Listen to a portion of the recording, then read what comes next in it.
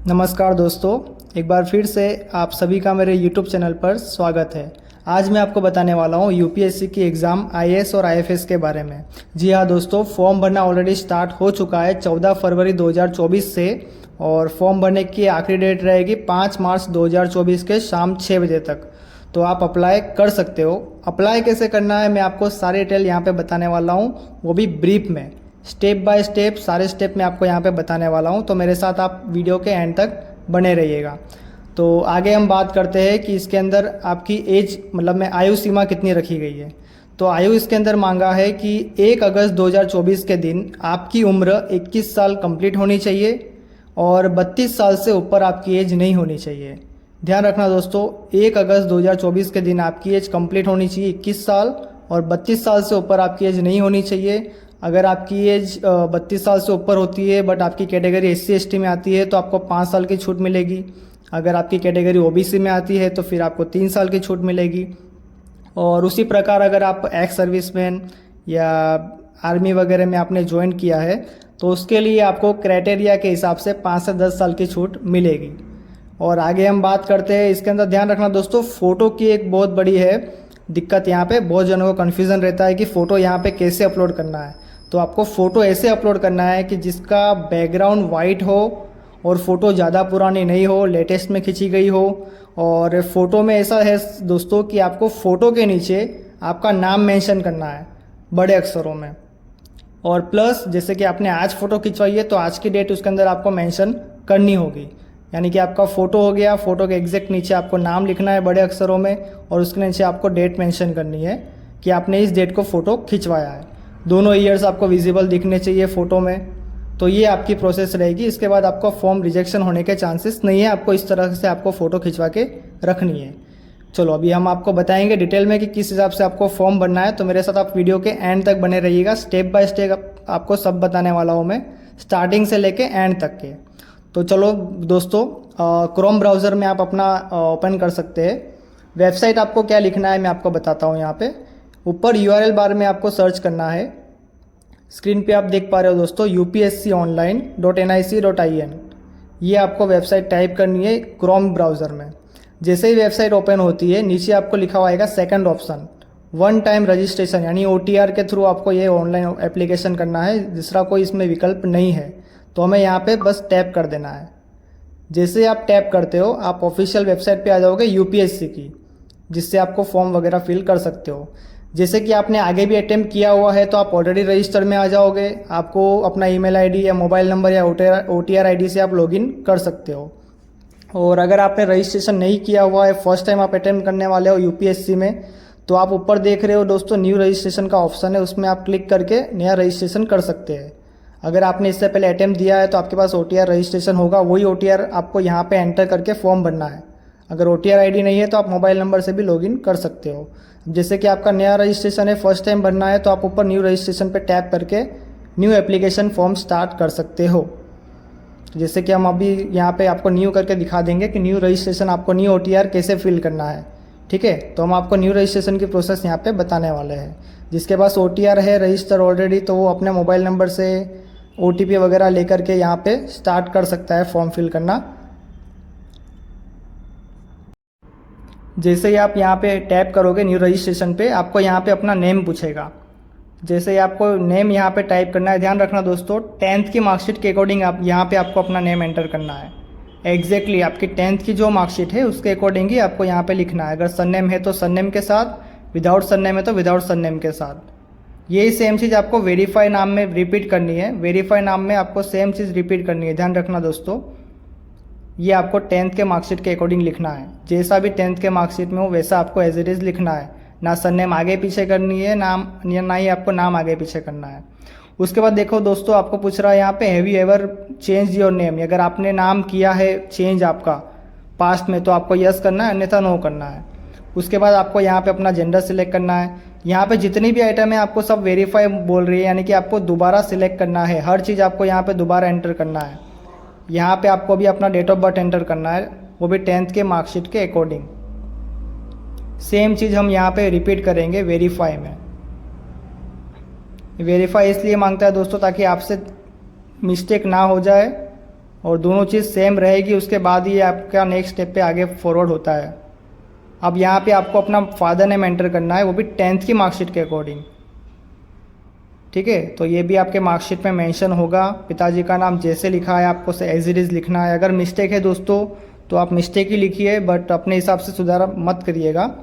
तो 10th की marksheet के अकॉर्डिंग ही आपको यहाँ पे पिताजी का नाम डालना है। सेम चीज़ यहाँ पे आपको माताजी का नाम भी डालना है, जो आपकी 10th की मार्कशीट में इंडिकेट किया हुआ है। सेम चीज़ हम यहाँ पे रिपीट करेंगे। ठीक है, ये रिपीट हो गया।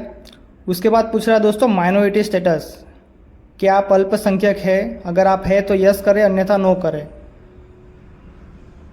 हिंदूज़ है हम, तो हिंदू माइनॉरिटी में नहीं आएंगे, तो यहाँ पे हमें नो करना है। अगर अदर देन हिंदू है तो आपको यस करना है, और अपनी जो भी है आप यहाँ पे सिलेक्ट कर सकते हो आपकी कास्ट। ठीक है, तो यहाँ पे हम नो करेंगे। बाकी जिसका यस है वो यहाँ पे देख लीजिए, आप ऑप्शन आ जाएगा Muslim, Christian, Sikh, Buddhist, Zoroastrians and Jains. ये सब माइनॉरिटीज़ में आती है सारी कैटेगरीज। तो इसमें से कोई आपका ऑप्शन है तो ठीक है, अदरवाइज़ आपको यहाँ पे नो करना है माइनॉरिटी स्टेटस में। ठीक है, नेक्स्ट स्टेप है आपका मोबाइल नंबर। मोबाइल नंबर डालना है आपको यहाँ पे। OTP वेरिफिकेशन अभी होगा नेक्स्ट स्टेप पे, तो ध्यान से डालिएगा मोबाइल नंबर। यहाँ पे हमें मोबाइल नंबर रिपीट नहीं करना है, ध्यान रखना दोस्तों, ये अल्टरनेट नंबर पूछ रहा है, तो यहाँ पे आपको दोबारा सेम नंबर नहीं डालना है। अगर दूसरा नंबर है तो डालिए, अन्यथा छोड़ दीजिए। सेम चीज़ यहाँ पे हमें ईमेल आईडी एंटर करना है। ईमेल आईडी भी हमें रिपीट नहीं करनी है। अल्टरनेट यानी दूसरी ईमेल आईडी है तो एंटर करिए, अन्यथा आप इसको छोड़ सकते हो। अब हमें मांग रहा है क्लास 10th का रोल नंबर। आपका बोर्ड्स का सर्टिफिकेट निकाल के अपना रोल नंबर यहाँ पे आपको एंटर करना है 10th का।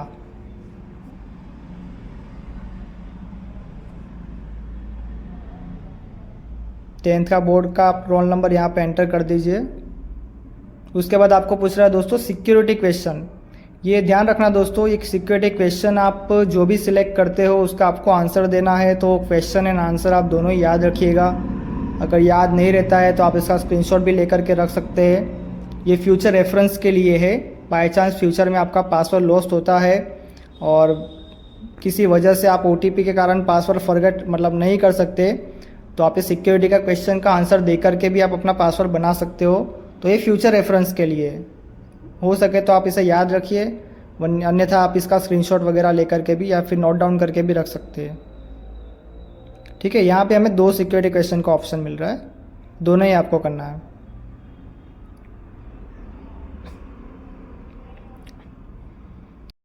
आप अपने हिसाब से कोई भी क्वेश्चंस यहाँ पे सिलेक्ट कर सकते हैं, दोनों में अलग अलग सिलेक्ट करना होगा, बट इतना ध्यान रखिएगा। दोनों क्वेश्चंस आपके सिलेक्ट हो गए, दोनों का आपने आंसर दे दिया है। अब आपको नीचे कैप्चा कोड फिल करना है। ध्यान रखना दोस्तों, कैप्चा कोड फिल करना है, उसके बाद आपको सबमिट करना है। सबमिट करने के बाद आपको जितनी डिटेल आपने फिल की है वो सारी डिटेल आपको यहाँ पे देखने को मिलेगी। तो सारी डिटेल आप केयरफुली चेक करिए, कहीं कोई मिस्टेक नहीं है। मार्कशीट से मिला लीजिए, नाम देख लीजिए, डेट ऑफ बर्थ देख लीजिए, माताजी का नाम, पिताजी का नाम देख लीजिए, and mobile number, email ID खास, ये सब डिटेल हमें चेक करना है। अगर आपको यहाँ पे कुछ प्रॉब्लम लग रहा है तो आप नीचे अपडेट एंड चेंज में क्लिक करके आप अपडेट कर सकते हो, उसको सही कर सकते हो। अगर सब चीज़ सही है तो आप उसको आई एग्री करके नेक्स्ट कर सकते हो। जैसे ही मैं आई एग्री करता हूँ, यहाँ पे आपको मोबाइल नंबर पे एक और ईमेल पे एक OTP रिसीव होगा, दोनों में अलग अलग रहेगा। टेक्स्ट मैसेज जैसे मेरे में आ गया, मैं एंटर कर रहा हूँ, उसी सेम चीज़ आपको ईमेल पे चेक करना है। ईमेल पे भी आपका OTP आ गया है। दोनों OTP एंटर करने के बाद आपको वेरीफाई OTP करना है। जैसे ही आप वेरीफाई OTP क्लिक करते हो, आपका OTR यहाँ पे कंप्लीट होता है। तो ध्यान रखना दोस्तों, ये OTR नंबर जो आ गया है, OTR ID, ये आपको नोट डाउन करनी है। आप इसकी प्रिंट भी ले सकते हो वैसे तो, या आप उसको नोट डाउन कर दो, कहीं पर लिख के रख सकते हो। आपको टेक्स्ट मैसेज भी वैसे रिसीव हो चुका होगा। अगर मैसेज नहीं भी आता है तो आप इसको कहीं पर नोट डाउन कर लो। और ये आपका ध्यान रखना, इसके अकॉर्डिंग आप हर साल यानी कि UPSC के अकॉर्डिंग जितनी भी एग्ज़ाम आती है UPSC के अंडर में, तो आप ये OTR नंबर से यहाँ पे आप लॉगिन कर सकते हो। जैसे OTR नंबर आपने नोट कर लिया है, अब उसके बाद आप OTR ID सिलेक्ट करके भी लॉगिन कर सकते हो, अन्यथा अपना मोबाइल नंबर भी आप सिलेक्ट करके यहाँ पे लॉगिन कर सकते हो। हमारा OTR यहाँ पे हो चुका है। अब यहाँ से हम फॉर्म फिल करना स्टार्ट करेंगे। कि जिसका OTR नहीं था उनके लिए ये स्टेप था यहाँ तक। अब यहाँ से हमें फॉर्म फिल करना स्टार्ट करना है। तो आप अपना मोबाइल नंबर, ईमेल आईडी और OTR आईडी सेलेक्ट करके एंटर करके भी आप यहाँ पे लॉगिन कर सकते हो। जैसे आप लॉगिन करोगे आपका OTR यहाँ पे आ जाएगा और दोबारा आपको यहाँ पे पासवर्ड चेंज करने के लिए बोलेगा, क्योंकि हमने अभी OTR नया बनाया है तो हमें यहाँ पे अपना पासवर्ड यहाँ पे जनरेट करना है। तो पासवर्ड इस हिसाब से होगा कि आपका जैसे कोई नाम आप पर्टिकुलर रखते हो तो उसका पहला अक्षर कैपिटल होना चाहिए एंड देन बाकी का सब स्मॉल होना चाहिए, फिर सिंबल में हैशटैग, $, कोई भी साइन आप रख के फिर नंबरिंग आप यूज़ कर सकते हो।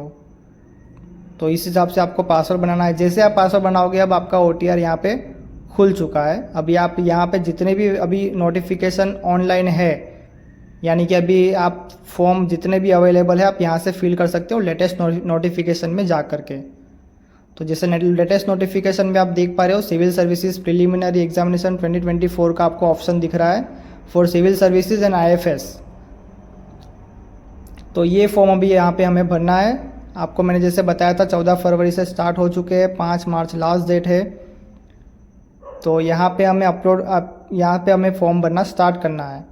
फॉर्म भरना स्टार्ट करने से पहले ध्यान रख लीजिएगा आपके पास डॉक्यूमेंट सब आपके पास ओरिजिनल अभी यहाँ पर अवेलेबल हो, आपकी ग्रेजुएशन की मार्कशीट से लेकर हर चीज़। जैसे हम आगे बढ़ेंगे, इंस्ट्रक्शन हमने पढ़ ली है, यस करना है हमें एंड देन यहाँ पे आपका जो रजिस्ट्रेशन की डिटेल थी वो यहाँ पे आपकी ओपन हो चुकी है। ये सारी डिटेल्स आपकी OTR के हिसाब से यहाँ पर आई है। अभी आपको अपना नेशनलिटी सिलेक्ट करना है, उसके बाद आपको अपना मैरिटल स्टेटस सिलेक्ट करना है। उसके बाद आपको ये पूछ रहा है कि candidates belong to person with benchmark disability. अगर आप शारीरिक रूप से अपंग वगैरह कुछ है आपको तो यस करना है, अन्यथा आपको नो करना है। उसके बाद आपको पूछ रहा है कम्युनिटी, यानी आपकी कैटेगरी क्या है। तो general, EWS, OBC, SC, ST जिसमें भी आप बिलोंग करते हो वो आपको यहाँ पे सिलेक्ट करना है। आपने आपकी कैटेगरी सिलेक्ट कर दी है। जैसे मेरे कैटेगरी ST है तो यहाँ पे ST का आपको कास्ट सर्टिफिकेट एंटर करना है। अगर आपकी OBC है तो उसके हिसाब से भी आपको वही चीज़ पूछेगा, आपको सर्टिफिकेट नंबर एंटर करना है। ये सर्टिफिकेट नंबर उसी को एंटर करना है जिसकी category SC, ST, OBC, EWS वगैरह है। जनरल कैटेगरी के लिए ये सब ऑप्शंस नहीं आते। तो ये सारे डॉक्यूमेंट्स के हिसाब से आपको फिल करना है, यानी आपके कास्ट सर्टिफिकेट के अकॉर्डिंग। कास्ट सर्टिफिकेट नंबर यहाँ पे मेंशन कर दिया है। अब यहाँ आप ध्यान रखना दोस्तों, आपको यहाँ पे किसने इश्यू किया है सर्टिफिकेट वो आपको यहाँ पे सिलेक्ट करना है। तो जैसे almost certificates all over India में सब डिविजनल ऑफिसर ही यहाँ पे इश्यू करता है। उसके अलावा भी आपके सर्टिफिकेट में लिखा हुआ है कि इश्यू किसने किया है, तो उसके हिसाब से आप नाम लिस्ट में देख लो और वो अथॉरिटी आप सिलेक्ट कर सकते हो। यहाँ पे सभी ऑप्शन आपको मिल जाएंगे, ठीक है। तो ये आपका कास्ट सर्टिफिकेट किसने इश्यू किया वो आपने यहाँ पे सिलेक्ट कर दिया, अथॉरिटी का नाम, अथॉरिटी का पोस्ट।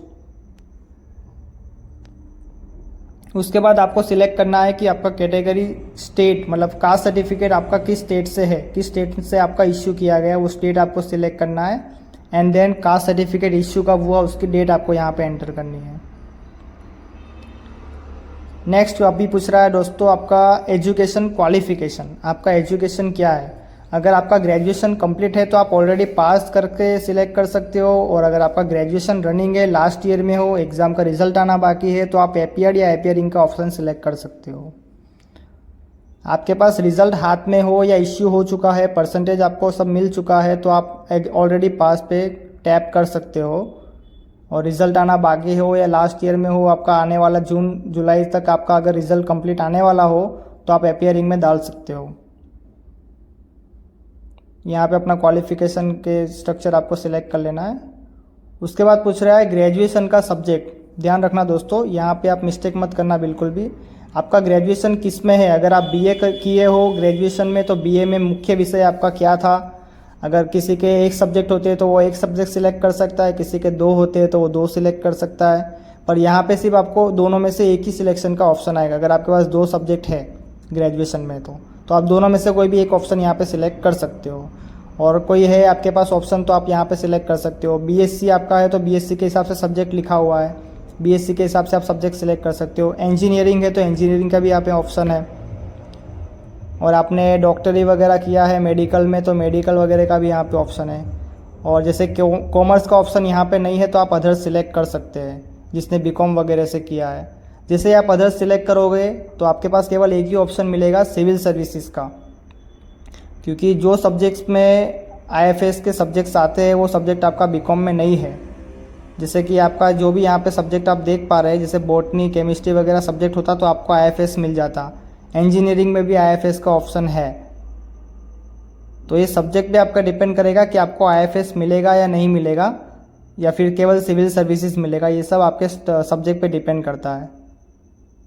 जैसे जियोलॉजी वगैरह साइंस के सब्जेक्ट है तो उसमें मोस्ट ऑफ में आईएफएस का ऑप्शन आ जाएगा। और अदर्स आप करोगे बीकॉम के लिए, बीबीए के लिए, बीसीए के लिए, तो आपको सिविल सर्विसेज का ही ऑप्शन यहाँ पे मिलेगा। जैसे आप सिविल सर्विसेज सिलेक्ट करोगे, यहाँ पे आपको नोटिफिकेशन लिखा हुआ आ जाएगा नोटिस में कि आप चेंज नहीं कर सकते उसके बाद। ठीक है, नेक्स्ट आपको फिल करना है आपका एड्रेस। डिटेल में एंटर करिएगा दोस्तों। अगर आप गांव से बिलोंग करते हैं तो विलेज का नाम, पोस्ट ऑफिस, तहसील, जिला, पिन कोड के सहित आपको एंटर करना है। और अगर आप सिटी से बिलोंग करते हो तो घर नंबर, सोसाइटी का नाम, रोड और एरिया और सिटी विद पिन कोड के साथ आपको एंटर करना है। एड्रेस परफेक्टली डिटेल में डालिएगा दोस्तों। स्पेस यहाँ पे हमें काफ़ी मिल जाता है तो कोई इश्यू नहीं है स्पेस का।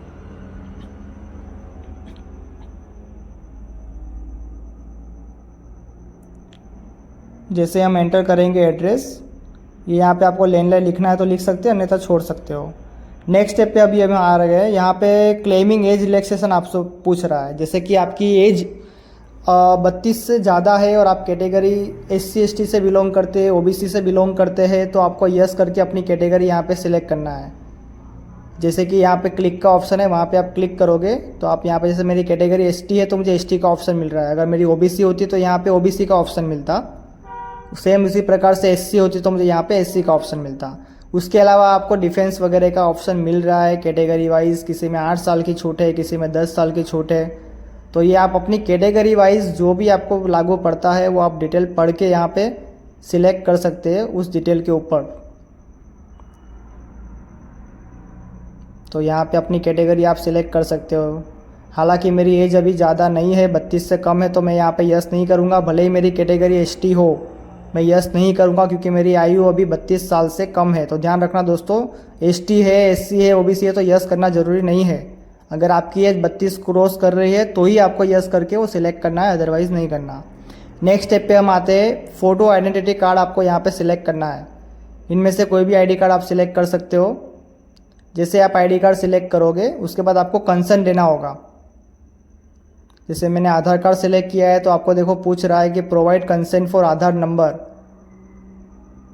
तो उसमें यहाँ पे हमें बगल में यस करना होगा। आप अपने आधार का कंसेंट देते हो, ठीक है। उसके बाद आपको यहाँ पे अपना आधार कार्ड नंबर एंटर करना होगा। ध्यान से एंटर करना दोस्तों, आधार कार्ड नंबर केयरफुली एंटर करना है। 2 बार हमें एंटर करना है, आराम से आप एंटर कर सकते हो। और अगर मेरी वीडियो आपको पसंद आ रही है दोस्तों तो प्लीज़ वीडियो को लाइक और सब्सक्राइब कर देना चैनल को, ठीक है। और बने रहिए, मैं आपको 1 बाय 1 सारे स्टेप यहाँ पे बताने वाला हूँ। नेक्स्ट आपको जो डॉक्यूमेंट्स आपने सिलेक्ट किया है, फ़ोटो आइडेंटिटी प्रूफ, जैसे मैंने आधार कार्ड सिलेक्ट किया है तो उसका मुझे डॉक्यूमेंट यानी कि PDF फाइल करना है 300 KB के अंदर। तो ये मैं ऑलरेडी कर चुका हूँ। अगर आपने नहीं किया है तो आप इसको करके रखिएगा रेडी। 300 KB के अंदर आपको PDF फाइल्स बनानी है इसकी, जो भी आप सिलेक्ट करते हो डॉक्यूमेंट। लाइक आपका आधार कार्ड हो गया, या आप पैन कार्ड यूज़ करते हो तो पैन कार्ड आप डाल सकते हो। आप ड्राइविंग लाइसेंस सिलेक्ट किए तो पैन कार्ड, ड्राइविंग लाइसेंस भी आप यहाँ पे अपलोड कर सकते हो। कोई भी डॉक्यूमेंट जो जिसका आप नंबर लिखते हो वो आपको यहाँ पे PDF एंटर करना है। PDF अपलोड कर दीजिएगा। उसके बाद आपको ऑप्शन पूछ रहा है indicate your percentage of graduation level, यानी कि आपको ग्रेजुएशन का परसेंटेज यहाँ पे एंटर करना है। सपोज़ मेरा 65.70% है, बट यहाँ पे 65 लिखा जाएगा, 0.70 नहीं लिखा जाएगा। तो आप केवल 65 लिखेंगे, 66 नहीं लिखेंगे, ये भी ध्यान रखना दोस्तों। 65.70% है आपका तो 65 आप लिखेंगे, 66 नहीं लिखेंगे। उसके बाद आपको पूछ रहा है number of attempts already made in civil services, यानी इसके पहले आपने सिविल सर्विसेज का अटेम्प्ट किया है, जितने बार किया है उतना आपको लिखना है। अगर 1 बार किया है तो 1 बार, 2 बार किया है तो 2 लिखना है, 3 बार किया है तो 3 करना है, और अगर फर्स्ट टाइम दे रहे तो 0 आपको यहाँ पे करना है, ठीक है। नंबर ऑफ अटेम्प्ट हमने सिलेक्ट कर दिया। अब यहाँ पे ध्यान रखना दोस्तों, यहाँ पे पूछ रहा है सेंटर सिलेक्ट करना है आपको सिविल सर्विसेज की मेंस एग्ज़ाम के लिए। प्रीलिम्स की बात नहीं हो रही है दोस्तों, प्रीलिम्स का भी आगे पूछा जाएगा। ये प्रीलिम्स आप क्लियर करते हो तो उसके बाद मेंस कब होगी और मेंस आपको कहाँ पे देना है, तो वो आपको यहाँ पे पूछ रहा है सेंटर। तो आप मेंस एग्ज़ाम का सेंटर आपका नज़दीकी कोई भी ले सकते हो। यहाँ पे आपके पास ऑल ओवर इंडिया में ऑप्शंस है। आप जिस भी स्टेट से बिलोंग करते हो, जिस सिटी से बिलोंग करते हो, आप अपना नज़दीकी सेंटर यहाँ पे सिलेक्ट कर सकते हो। उसके बाद पूछ रहा है language medium for examination of paper 1 to 5, यानी पेपर 1 से 5 के लिए आपको भाषा का मीडियम सिलेक्ट करना है। यानी 1 to 5 पेपर के लिए आपका जो क्वेश्चन पेपर रहेगा वो आपको किस भाषा में चाहिए, तो वो आपको यहाँ पे सिलेक्ट करना है। आप अपनी मातृभाषा में या जिस भी भाषा में आप कंफर्टेबल रहोगे वो भाषा आपको यहाँ पे सिलेक्ट करनी है। उसके बाद आपको पूछ रहा है कि ऑप्शनल सब्जेक्ट पेपर 6 और 7 में आपका ऑप्शनल सब्जेक्ट क्या रहेगा, वो आप यहाँ पे सिलेक्ट कर सकते हो। तो जहाँ तक मेरा नॉलेज है, आपको अपना ग्रेजुएशन के हिसाब से यहाँ पे अपना सब्जेक्ट सिलेक्ट करना चाहिए, क्योंकि वो सब्जेक्ट आपने पढ़ा है यहाँ पे। ठीक है, तो आप अपने ग्रेजुएशन के हिसाब से या अदर देन ग्रेजुएशन भी ले सकते हैं, बट मैं आपको सजेस्ट करूँगा अपने ग्रेजुएशन का सब्जेक्ट आप यहाँ पे सिलेक्ट करो पेपर 6 और 7 के ऑप्शनल सब्जेक्ट्स में। उसके बाद पूछ रहा है language medium of optional subject for paper 6 और 7। अब यहाँ पे आपको भाषा सिलेक्ट करनी है क्वेश्चन पेपर की। जैसे मैंने वो हिंदी में क्वेश्चन दिया था 1 to 5 वाला, तो इसका भी मैं हिंदी में देना चाहूँगा। तो पेपर 6 और 7 की भाषा भी मैं हिंदी रख रहा हूँ। फिर ये पूछ रहा है कि आप अरुणाचल प्रदेश, मणिपुर, मेघालय, मिजोरम, नागालैंड या सिक्किम से बिलोंग करते हैं। अगर करते हो तो यस करो, अन्यथा नो करो। नो करोगे तो आपको एक वापस ऑप्शन सिलेक्ट करने का आएगा लैंग्वेज का, कि पेपर है आपको किस भाषा में देना है। तो जो भी भाषा में आप कंफर्टेबल रहेंगे वो भाषा आप यहाँ पे सिलेक्ट कर सकते हैं। ये सिलेक्शन ध्यान रखना दोस्तों, कोई मिस्टेक ना हो, एक बार फिर से आप पढ़ लीजिएगा। सेंटर एक सिलेक्शन करना है मेंस एग्ज़ाम के लिए सिविल सर्विसेज की, तो उसमें आपने परफेक्ट लिया है वो आप देख लीजिए। उसके बाद आप लैंग्वेज मीडियम देख लीजिए 1 to 5 का, फिर लैंग्वेज मीडियम आप 6 और 7 का देख लीजिए कि भाषा क्या है, क्योंकि भाषा में अगर गड़बड़ हो गई दोस्तों तो आपको दिक्कत हो जाएगी। तो आप ये आराम से एक बार चेक कर लीजिए सारी डिटेल सही है कि नहीं।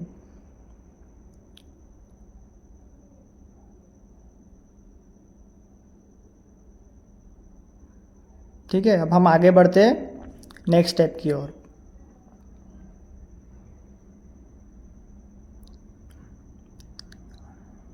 अब आपका पार्ट 1 यहाँ पे ऑलमोस्ट कंप्लीट है, बस आपको सब रीचेक करना है, डिटेल्स सब ओके है, सब डिटेल आपने चेक कर ली, ओके आपको लग रहा है तो आप कैप्चा कोड एंटर करके एग्री कर सकते हो। और अगर आपको कुछ लगता है कि यहाँ पे प्रॉब्लम है, इसको सही करना चाहिए, तो आप नीचे एडिट का ऑप्शन आपको अभी मिल रहा है, आप एडिट कर सकते हो। ठीक है, तो यहाँ पे मेरी डिटेल सब सही है, मैं कैप्चा कोड एंटर करके एग्री कर रहा हूँ। जैसे मैं एग्री करूँगा मेरा पार्ट 1 यहाँ पे कंप्लीट होता है। ये रजिस्ट्रेशन नंबर मेरा आ गया, रजिस्ट्रेशन आईडी आप फर्स्ट में देख सकते हो। इसका मैं प्रिंट भी निकाल सकता हूँ, आप चाहे तो प्रिंट भी निकाल सकते हैं, आप इसको नोट डाउन भी कर सकते हैं। ये रजिस्ट्रेशन नंबर हमें नोट डाउन करना है और आप इसको चाहे तो प्रिंट भी निकाल सकते हो या फिर इसका पीडीएफ भी बना सकते हो या स्क्रीनशॉट भी ले सकते हो। जैसे मैं रजिस्ट्रेशन आईडी यहाँ पे नोट डाउन करने वाला हूँ वर्ड में।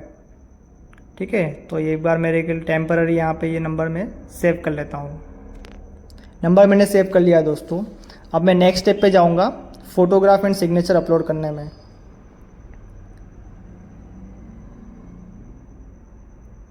यहाँ पे हमें फ़ोटो ब्राउज़ करना है। ध्यान रखना दोस्तों, फ़ोटो की वही रहेगी जो मैंने आपको कहा था, फ़ोटो के नीचे नाम और डेट होना चाहिए। ये बस सैम्पल फॉर्म है जो आपको बताने के लिए मैं यहाँ पे फिल कर रहा हूँ। फ़ोटो की साइज़ आप ध्यान रखिएगा दोस्तों, यहाँ पे लिखी हुई है फ़ोटो की साइज़ मिनिमम 550 पिक्सल होनी चाहिए और मैक्सिमम 1000 पिक्सल होनी चाहिए। अगर आपकी फ़ोटो ये नहीं होगी तो आपका फ़ोटो यहाँ पे अपलोड नहीं होगा। तो आपको क्या कर लेना है दोस्तों, फ़ोटो सबसे पहले सिलेक्ट करना है। फ़ोटो को सिलेक्ट करके उसको पेंट में ओपन करना है। पेंट में ओपन करने के बाद ऊपर रीसाइज़ का ऑप्शन आपको मिलेगा। रीसाइज़ के ऑप्शन पे आपको टैप करना है और टैप करने के बाद आपको ऊपर अनटिक कर देना। एक ऑप्शन आपको नीचे मिलेगा, देखिए जैसे मैं आपको बता रहा हूँ। पेंट में मैं चला गया, रीसाइज़ का ऑप्शन आपको यहाँ पे मिल रहा है। उसमें आपको ऊपर की तरफ लिख देना है 550 और नीचे की तरफ आप 700 650 के अकॉर्डिंग आप लिख सकते हैं। जैसे आप ये लिखोगे साइज़ आप ओके करना है और यहाँ पे जो टिक किया हुआ है उसको अनटिक कर देना है, जो ऑप्शन आपको दिख रहा है। ठीक है, ये आपका हो गया फ़ोटो। उसी प्रकार हमें सिग्नेचर के भी साइज़ करनी है। सिग्नेचर की साइज़ का ऐसा है कि आपको 350 पिक्सल चाहिए मिनिमम और 550 पिक्सल चाहिए मैक्सिमम। सिग्नेचर की साइज़ ये रहेगी।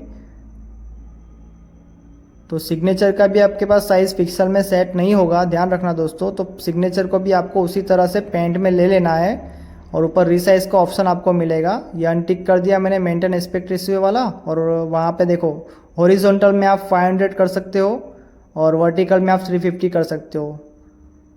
और जैसे ही मैंने ये कर दिया सेव, अब मेरा फ़ोटो और सिग्नेचर यहाँ पे अपलोड हो जाएगा, देख लेना दोस्तों।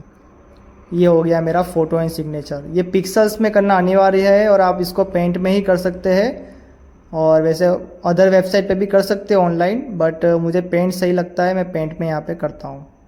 ओके, तो नेक्स्ट हमारा पार्ट 1 कंप्लीट हो चुका है। यहाँ पे सेकंड पार्ट के लिए हमारा फोटोग्राफ सिग्नेचर भी अपलोड हो चुका है। अब लास्ट ऑप्शन हमारा बच रहा है सेंटर सिलेक्शन एंड एग्री। हमें एग्रीमेंट यहाँ पे देना है कि हमारी जो डिटेल भरी गई जो भी है वो सब सही है। ठीक है, तो यहाँ पे आपको अभी प्रीलिम्स एग्ज़ाम सेंटर सिलेक्ट करना है दोस्तों, ध्यान रखना ये आपका प्रीलिम्स रहेगा। प्रीलिम्स एग्ज़ाम को आपको कहाँ पे देनी है वो आपको यहाँ पे सेंटर सिलेक्ट करना है। प्रीलिम्स एग्ज़ाम सेंटर ऑलवेज आपको लास्ट स्टेप में ही सिलेक्ट करना होता है दोस्तों, ये याद रखिएगा। तो आप जो भी आपके हिसाब से आपको रखना है, आप प्रीलिम्स सेंटर यहाँ पे रख सकते हो। फर्स्ट एग्ज़ाम आपकी यहाँ पे आएगी। उसके बाद डिटेल आपने पढ़ लिया है, सब परफेक्ट है। उसके बाद आपको एग्री करना है, फाइल सबमिट करना है। जैसे ही मैं एग्री करता हूँ हमारा फॉर्म यहाँ पे कंप्लीट हो चुका है। तो ये दोस्तों प्रोसेस थी पूरी हमारी। हमने देख लो दोनों पार्ट 1 और 2 दोनों ही कंप्लीट कर लिया है। आप चाहो तो इसकी प्रिंट निकाल सकते हो, आप PDF बना के रख सकते हो। ठीक है, ये आपका फॉर्म यहाँ पे सबमिट होता है। अगर आपको दोस्तों मेरी वीडियो पसंद आई है तो आप कृपया वीडियो को लाइक करें, चैनल को सब्सक्राइब करें और हो सके तो वीडियो को शेयर करें, ताकि आपकी तरह और भी भाई बहन होंगे जिसको फॉर्म भरने में दिक्कत आ रही हो तो ये मेरा वीडियो देख करके वो अपने आप फॉर्म ईजिली फिल कर सके। ठीक है, तो आप अपने हिसाब से यहाँ पे प्रोसेस सारा अपने हिसाब से आप खुद से कर सकते हैं बिना किसी की हेल्प लिए। और इसी प्रकार की मेरी वीडियोस आती रहेंगी, तो आप मेरे साथ बने रहना मेरे चैनल पर और चैनल को सब्सक्राइब ज़रूर कर देना। मिलते हैं जल्दी।